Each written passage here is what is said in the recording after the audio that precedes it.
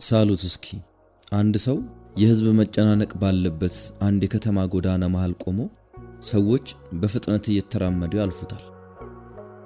አይናቸው እሱን ሳይሆን ስልካቸው ላይ ተተክሎ ነው የሚራመዱት። እስኬጁላቸውን ለመሙላት ይጣደፋሉ። የተሰቀሉ ባነሮች ስለ ስኬት፣ ስለ ውበት፣ ስለ ሰዎች ማረጋገጫ ምናምን ያወራሉ። እነዚህ ጩኸቶች በሙሉ የማያልቁ ናቸው። ሂደቱ እጅግ አድካሚ ነው። ታዲያ በዚህ ሁሉ መሃል ያ ሰው ግን በጽናት በዝምታና በተረጋጋ መንፈስ ቆሟል። የተሸከመው ነገር ሲበዛ ትንሽ ነው፣ የሚፈልገውን በዛው ልክ አነስተኛ ነው። ታዲያ በዛ ጽናት ውስጥ ብዙ ሰዎች እንዴት ፊልም ማድረግ እንዳለባቸው የዘነጉትን ነፃነት እሱ ግን ይዞታል። ቃላትን መረዳት ከምንችልበት ቅጽበት አንስቶ ዓለም ሁላችንንም አንድ ጥያቄ አስተምራናለች። ጥያቄው ደግሞ እንዴት ነው ተጨማሪ ወይም ደግሞ ብዙ ነገር ማግኘት የሚቻለው የሚል ነው። ብዙ ገንዘብ፣ ብዙ ክብር፣ ብዙ ደህንነት ምናምን እነዛ ነገሮች ወደ ነፃነት የሚወስዱ መንገዶች ናቸው ብለን ስለምናምን ያለማቋረጥ ነው የምናሳድዳቸው። ነገር ግን ሄንሪ ዴቪድ የተሰኘው አሜሪካዊ ፈላስፋና የሥነ ጽሑፍ ሰው ይህንን ጥያቄ ሙሉ ለሙሉ ገልብጦታል። እንዴት ነው ብዙ ማገኘው በሚለው ጥያቄ ፈንታ እንዴት ነው ትንሽ ነገር መፈለግ የምችለው ብሎ ነው የጠየቀው። ይሄ ጥያቄ እንግዲህ ተራ አንድ መስመር ሳይሆን ብዙ የሐሳብ አብዮቶችን ያስነሳ ነበር። ምክንያቱም ያ ጥያቄ ብዙ ሰዎች የሚፈሩትን እውነታ ስላጋለጠው። ነፃነት በቂ የምትሉትን ነገር ስታገኙ የሚመጣ ነገር አይደለም። ይልቁኑ ኦሬዲ በቂ ነገር እንዳላችሁ ስትረዱ ነው። የነገሮች ግልጽነት ተጨማሪ የህይወት ምዕራፎችን በመጨመር አይገኝም። ነገር ግን እውነተኛ የሆነው ምዕራፍ እስኪቀር ድረስ እያንዳንዱን ነገር በማስወገድ ነው። ጥያቄው ምን ያክል ተጨማሪ ነገር ነው ማግኘት የምትችሉት ሳይሆን ምን ያክል ነገሮች እንዲሄዱ ለመፍቀድ ደፋርና ጀግና ናችሁ የሚለው ነው። ከልጅነታችን ጀምሮ ደስታ ማለት ተጨማሪ ነገሮችን ማግኘት እንደሆነ ስናምን ያደግነው። ብዙ መጫወቻ፣ ብዙ ውጤት፣ ተጨማሪ ስኬት ምናምን ነው ደስታ የሚመስለን። ከፍ ብለን ትልቅ ሰው ስንሆንም ይሄ ጨዋታ አብሮ ቀጥሏል። ትልቅ ቤት፣ አዳዲስ መኪና፣ ከፍተኛ ሹመቶች ምናምን ነው የደስታ ምንጭ የሚመስለን። ስለዚህ የዚህ ሂደት የመጨረሻ መስመር ደረስንበት ስንል እየተንቀሳቀሰ አብሮን ይኖራል ማለት ነው። ሳይኮሎጂስቶች ይህንን ነገር የምርጫ ተጻራሪ በማለት ይጠሩታል። ብዙ በሰበሰብን ቁጥር በዛው ልክ እረፍት አልባ እየሆንን እንመጣለን። እያንዳንዱ አዲስ የምንገዛቸው ነገሮች ደስታን እንደሚሰጡን ቃል የተገባልን ይመስለናል። ነገር ግን እነዛ ነገሮች ወደኛ የሚያመጡት ንጽጽር ነው። አዲስ የምትገዟቸው 50 ቲሸርቶች ግራ መጋባትን እንጂ ሰላምን አያመጡላችሁ። የሚሰሩ ማስታወቂያዎችም እኮ በዚህ እረፍት አልባ የሆነ ሩጫ ላይ ነው ጥገኛ የሆኑት። ማስታወቂያዎች የሆነ ምርትን ብቻ አይደለም የሚሸጡት። ከዛ ዕቃ ጀርባ አብሮ የሚሸጠው በነገሮች አለመርካት ነው። ያ የገዛችሁት ነገር ትንሽ ቆይቶ ወደ ኋላ እንደቀራችሁ ይነግራችኋል። ብቁ እንዳልሆናችሁ፣ በጣም ወሳኝ የሆነ ነገር እንዳመለጣችሁ ሹክ ይላችኋል። ስለዚህ ይሄን አምናችሁ ትቀበሉና መዳረሻ የሌለውን መስመር ማሳደድ ትቀጥላላችሁ። የዚህ ነገር አስከፊ መልኩ ምን መሰላችሁ? ብዙ ሲኖራችሁ በዛው ልክ የግድ መጠበቅ ያለባችሁ ነገር እየበዛ ይመጣል። ነፃነት መስሎ የጀመራችሁት ነገር የመትረፍረፍ እስር ቤት ይሆንባችኋል። ያሏችሁ ነገሮች ባለቤት ሳይሆን ጠባቂ ነው የምትሆኑት። ለሰዎች የሚያረጋግጠው ምንም የሌለው ሰው በነፃነትና ቀላል በሆነ መንገድ ነው የሚራመደው። ነገር ግን ለሚሰጠው ስምና ለሚያገኘው ሽልማት እየተጨነቀ የሚኖር ሰው ደግሞ ጫንቃው ብዙ ነገር ተሸክሞ ነው የሚራመደው። የሱ ስኬት የሚያንጸባርቅ ነገር ግን ውስጡ የቆሰለ ነው የሚሆነው። የሆነ ወቅት ላይ ነፃ ያወጣኛል ብሎ በማመን የጀመረው ነገር አሁን ላይ እሱን ከብዙ ነገር የሚገድበው ነገር ይሆናል። ታዲያ ጸጥ ባሉ ቅጽበቶች መሃል ብዙ ነገር መያዝ ወደ ደስታ የሚወስድ ከሆነ ለምንድን ነው ታዲያ ብዙ ያላቸው ሰዎች ወደ ባዶነት የሚሰማቸው ብሎ ራሱን ይጠይቃል። እውነታው ቀላል ነው። ይሄ ብዙ የምንለው ነገር መቼም ቢሆን እርካታ የሚሰጥ ሆኖ አያውቅም። ያ ነገር እናንተ በማሳደድ ውስጥ እንድትቆዩ የሚያደርግ ብቻ ነው። ያ የማትደርሱበት መጨረሻ ሁሌም እየተንቀሳቀሰ ሩጫው መቼም እንደማያልቅ ማረጋገጫ ይሰጣችኋል። ታዲያ በምትሮጡበት ወቅት ጊዜያችሁ፣ ትኩረታችሁና ሰላማችሁ ብርሃናችሁ ቀስ እያለ ደብዝዞ ይጠፋል። የአሜሪካዊ ፈላስፋ ይህንን ነገር ነበር በግልጽ የተመለከተው። ብዙ ነገሮችን የመፈለግ ሂደት የሚያስከፍላችሁ ዋጋ ህይወታችሁን ነው በማለት ያስቀምጣል። ጊዜን ለነገሮች ትነግዱታላችሁ። መገኘትን ለታይታ፣ ነፃነትን ለምቾት ትሸጡታላችሁ። ስለዚህ በብልሃት መምረጥ መቻል አለባችሁ። በ1845 ይህ ፈላስፋ የኮንኮርድን የማሳቹሴትስን ጩኸት ሸሸና በአቅራቢያው ወደሚገኝ ትንሽዬ ወንዝ ወዳለ ጫካ ገባ። ታዲያ በዛ ቆይታው ትንሽዬ ጎጆም በራሱ እጅ ገነባ።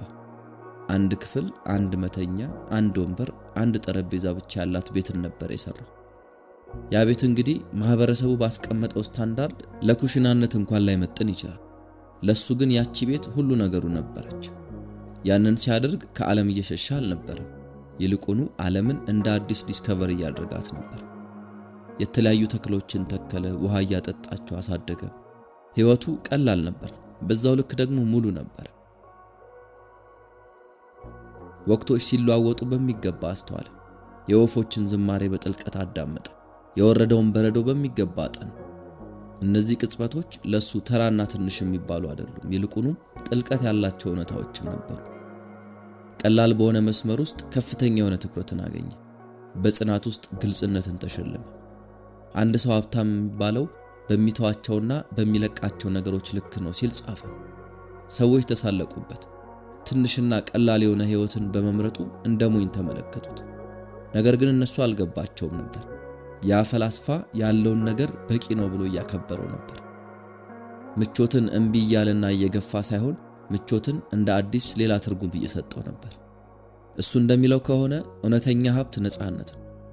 ከዕዳ ነፃ መሆን፣ ከንጽጽር ማብቂያ ከሌለው ራስን የማብራራት ፍላጎት ነፃ መሆን።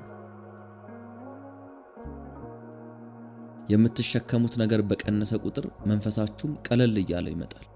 የሚረብሻችሁም ነገር ትንሽ ይሆናል። ራእያችሁ የሚያድግበትን መንገድ ግልጽ ይሆናል።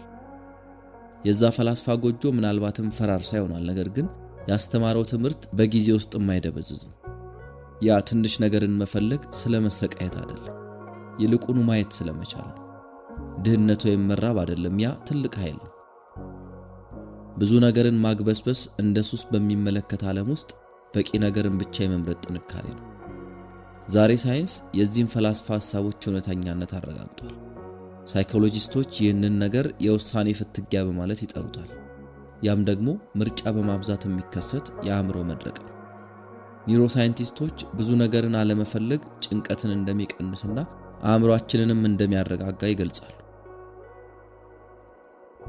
ሶሺዮሎጂስቶች እንደሚሉት ከሆነ ትንሽ ነገርን የሚፈልጉ ሰዎች በተሻለ መጠን ለውጥን የመላመድ አቅም አላቸው።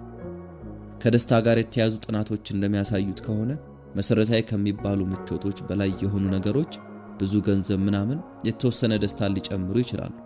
ነገር ግን እስከ ወዲያኛው የሚዘልቁት ልምዶች እንጂ ነገሮች አይደሉም። ኮኔክሽን እንጂ ማጋበሱ አይደለም የሚቆየው።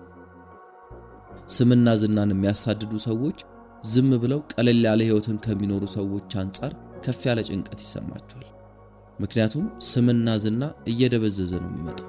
ነገር ግን የህይወት ትርጉም እስከ መጨረሻው ዘላቂ ነው። ትንሽ ነገርን የሚፈልግ ሰው ደግሞ የማይነቀነቅ ነው። እውነተኛ ሀብቱ አብሮታል። አሜሪካዊ ፈላስፋ አቅልሎ መኖርን የህይወቱ ሳይንስ አድርጎት ነበር። የሱ ፍልስፍና ጠቅለል ሲደረግ በአጠቃላይ 4 ነገሮች ላይ ነው የሚያርፈው። የመጀመሪያው የምትፈልጉትን ነገር በድጋሚ እንደ አዲስ ትርጉም መስጠት ነው። ብዙዎቻችን የምንፈልገውንና የሚያስፈልገንን ነገር እናምታታዋለን። ነገር ግን ልክ የምርም ማጽነቶ የሚያቆማችሁ ነገር ምንድነው የሚለውን ስትለዩ ቀሪው ነገር በራሱ ይፈራርሳል። ሁለተኛው ቀላል ህይወትን መለማመድ። ድሃ በመሆንና ቀለል ያለ ህይወትን መኖርን በመምረጥ መካከል ልዩነት አለ። አንደኛው ኃይል አልባ የሆነ ስሜትን ይሰጣል፣ አንዱ ደግሞ ኃይለኝነትን ነው የሚሰጠው። በምትተውትና በምትለቁት መጠን ነው ነፃነታችሁን የምታገኙት። ሶስተኛው አለኝ ከማለት ወደ መሆን መዞር ነው። የሚቆየውና ዘላቂው ነገር ልምድ ነው። በነገሮች ላይ የምታገኙት ደስታ ትንሽና ስስ ነው። ደስታ ስርና መሰረት የሚይዘው በመገኘት ውስጥ ነው። ዓላማ ደግሞ እስከ መጨረሻ የሚዘልቅ ነው። በልባችሁ ውስጥ ለጥንካሬ በጎ ነገርን ለማንጸባረቅና ለሰላም ቦታን ማስፋት አለባችሁ። እነዚህ 3 ነገሮች በአንድ ላይ በቀላሉ ለመኖርና ሰላማችሁን ለመጠበቅ ያግዛሉ። አንዳቸውም መቅረት የለባቸው። እነዚህ ነገሮች ምርጫ ናቸው። ማለትም ትንሽ ሊሆኑ እኮ ይችላሉ፣ ነገር ግን ሕይወትን የሚቀይሩ ናቸው። ብዙ ከመፈለግ የምትሸሹበት እያንዳንዱ እርምጃ ወደ ነፃነት እያስጠጋችሁ። እርግጥ ነው ትንሽ ነገርን መፈለግ መምረጥ ዋጋ ያስከፍላችሁ። ሰዎች በተሳሳተ መንገድ ሊረዷችሁ ይችላል። በፍጥነት ማደግን እንደ ሱስ በምትቆጥረው ይህች ዓለም ውስጥ ጽናት እንደ ውድቀት ሊታይ ይችላል። ቀለል ያለ ሕይወት እጅ መስጠትም ይመስላል። ነገር ግን ያ ፈላስፋ ሁሌም ቢሆን የነገሮች ግልጽነት በሆነ ዋጋ እንደሚመጣ አውቆታል። እነዛም ዋጋቸው ደግሞ አለመረዳት፣ ምቾት ማጣት ናቸው። ነገር ግን ያንን ሁሉ ስትሻገሩ የምታገኙት ነገር ደግሞ ክብደቱ ከሁሉም ይበልጣል። በውስጡ ነፃነት፣ ጊዜ፣ ግልጽነትና ብትወድቁም እንኳ ዳግም ማገገምን ይዟል። ትንሽ ነገርን የሚፈልግና በቃኝ የሚል ሰው ሰላሙ የግሉ ነው። የማንንም ፍቃድ አይፈልግም። ጊዜ ትልቁ ሀብቱ ይሆናል። ለዛ ነው እንዲህ ሲል የጻፈው፣ ማድረግ የሚችላቸውን ነገሮች ጭምር በቃኝ በማለት እንዲሄዱ የሚፈቅደው ሰው በብዙ ነገር ሀብታም ነው ብሏል።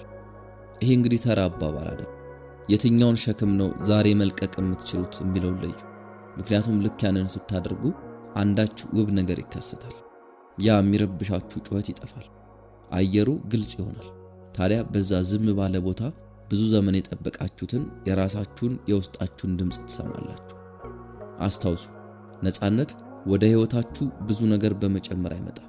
ይልቁኑ በቂና አነስ ያለ ነገርን በመፈለግ ነው የሚመጣው። በዛ ውስጥ ደግሞ ሰላማችሁን ብቻ ሳይሆን ራሳችሁንም ታገኛላችሁ ማለት ነው።